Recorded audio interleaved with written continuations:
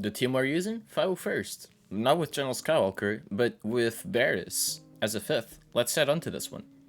Alright, so here we have 501st against Supreme Leader Kylo Ren. They're in battle. So one thing that happens with the AI, as we can see, is that they will just target 5s no matter what. So that is huge in regards to how this goes, because if they were targeting the other clones, then Kylo Ren would start actually doing AoEs. And what you can see throughout the course of this battle is that Kylo will not use his ultimate nor do any kind of AoEs to not proc any sacrifices, because if you had General Skywalker and 501st clones and they trigger sacrifice, I think the battle would go more towards the player if you're using Gas 501st, and this way it just prevents that from being a thing. I think that's the way that's coded though. That's how it goes. They just go after 5s and don't do any AoEs. With these 5 members, if they have Officer or Special Forces TIE Pilot, be kind of careful with what they're doing. And another thing that you also want to check is that they have both double tanks. The reason for that is that Rex's basic removes turn meter, and if you are removing turn meter from crew, you can actually make him unkillable. So you want to make sure that that Rex basic is always targeting Stormtrooper, just as we did there. That Zarriss basic can also just go after Stormtrooper. And the reason why 5s has so much sustain in this battle is because of Barriss's unique. Whenever they are critically hit, Barriss will heal for 20% of their max health. So you mod these clones for a lot of health, and you want to make sure that your Echo and your Arc, your 2 damage dealers, do have a lot of offense. Rex is a little bit more speed, and Zarriss is just more health oriented. She just needs to stay alive, and as you can see, she even has full protection there.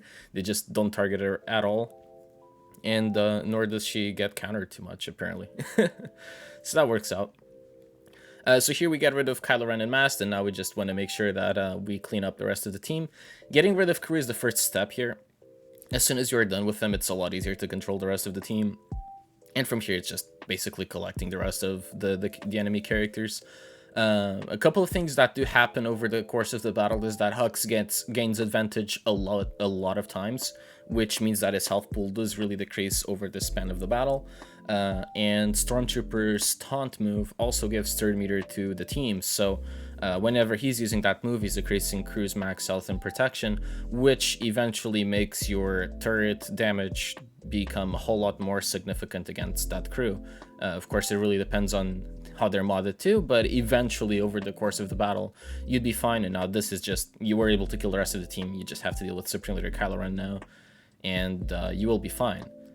So we'll get over to mods in just a second, but that's the main gist of the battle. Use Rex's basics on Stormtrooper, use Echo, Arc, and 5s as damage over to crew. Barriss, just make sure that she heals up in case one of your characters is really low health. You want to make sure that your characters are modded for health over protection, because they do recover that health via the unique from Barriss. And even the equalization. They just don't recover any protection. You want to make sure that they survive long enough.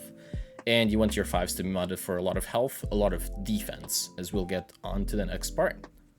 Also, 20 banners in Territory Wars. That's a great counter. Alright, so in regards to the mods, we do have a Relicate 5s to usually compensate for the Relicate on Supreme Leader Kylo Ren.